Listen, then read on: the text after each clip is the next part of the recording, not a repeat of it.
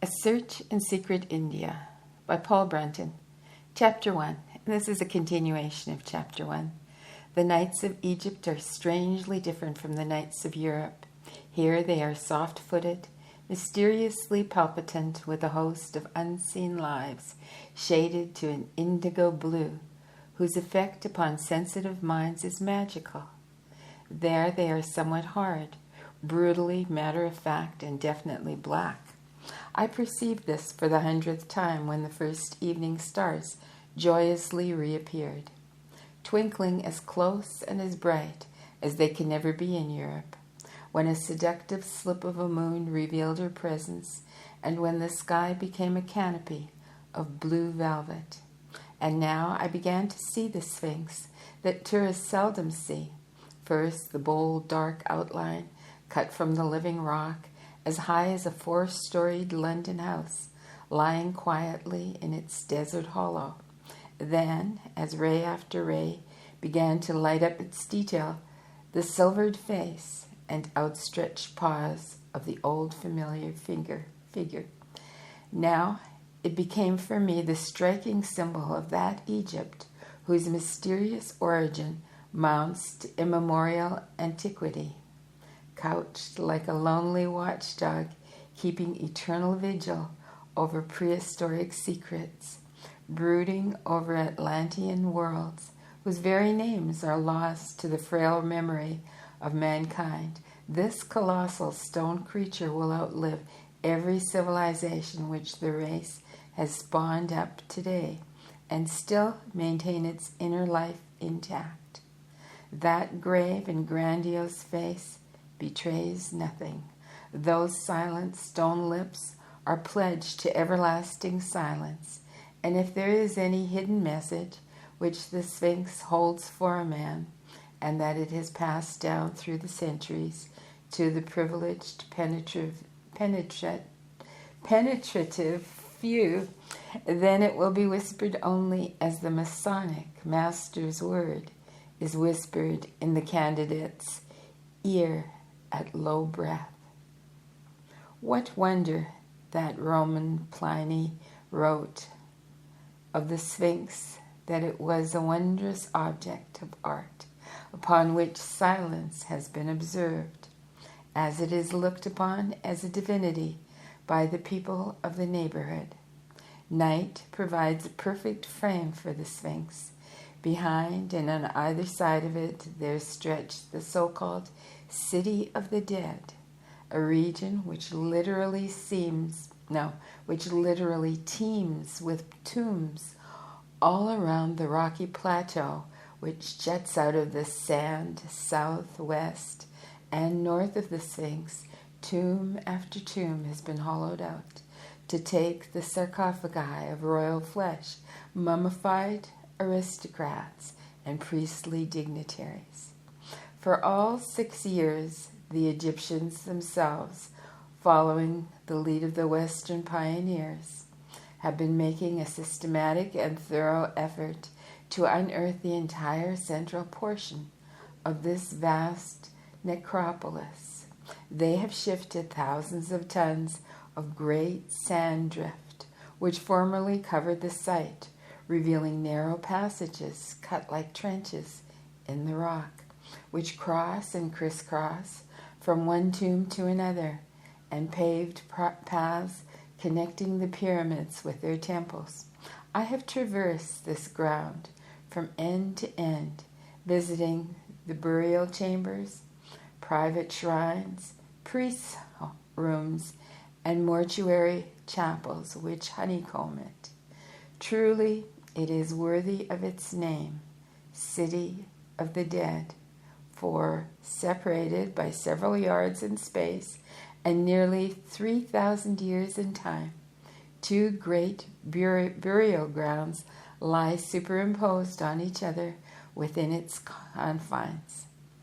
Those old Egyptians dug deep when they wanted to hide their dead, one chamber being no less than 190 feet below the surface of the famous causeway. I have entered 4th Dynasty burial rooms Within the 5,000-year-old stone effigies, perfect representations of the deceased were still standing, their features clear and recognizable, though their reputed services to the spirits were more questionable.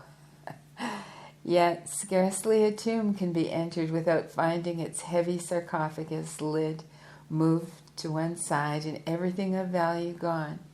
Every bit of jewel treasure vanished, just as the excavators found it. Only the canopic jars containing the internal organs of the mummified bodies and the stone statuettes had been left behind. Even ancient Egypt had its tomb riflers, and when the common people rose against declining and degenerating ruling castes, they turned for loot and revenge upon this vast cemetery, where high dignitaries had been given the honor of reposing near the mummies of the kings whom they had served during life. The few whose mummies eluded the early robbers of their own race slept in peace for a while, until Greek, Roman, and Arab in turn awakened them.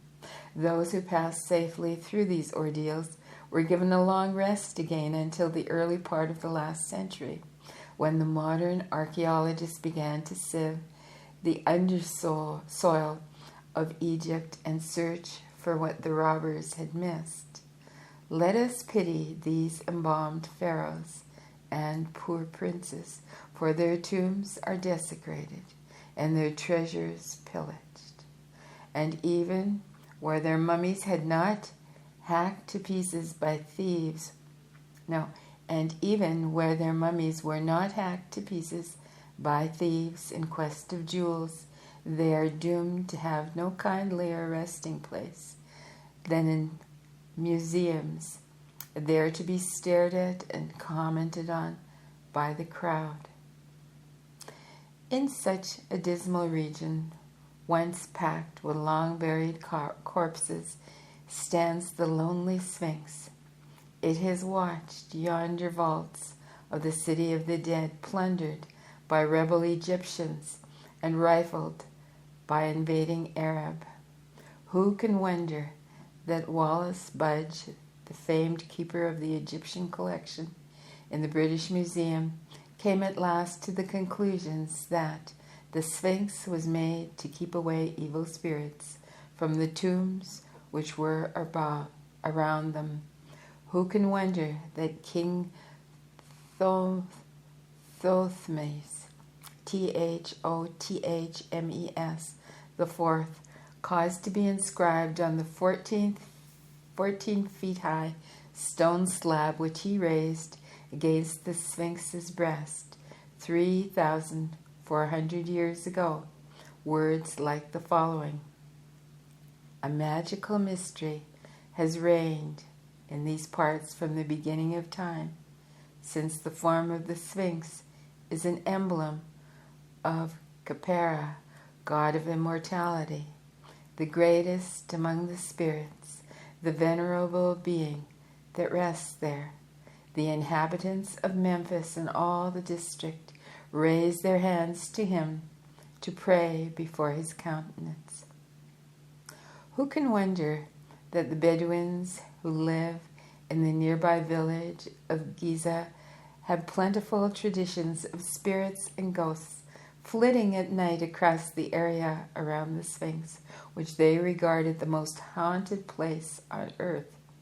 For an ancient burial ground of this kind is like no modern one on earth, and in embalming the bodies of their best men, the Egyptians deliberately protracted the contact of these spirits with our world for an abnormal number of years.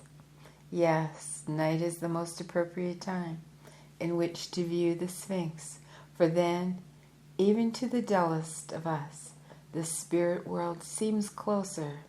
Our minds become more sensitive to previously unfelt sensations, while in the regnant darkness, even the hard shapes of the environing material world assume ghostly outlines. The night sky was now purple indigo, a mystic color that suited my enterprise well.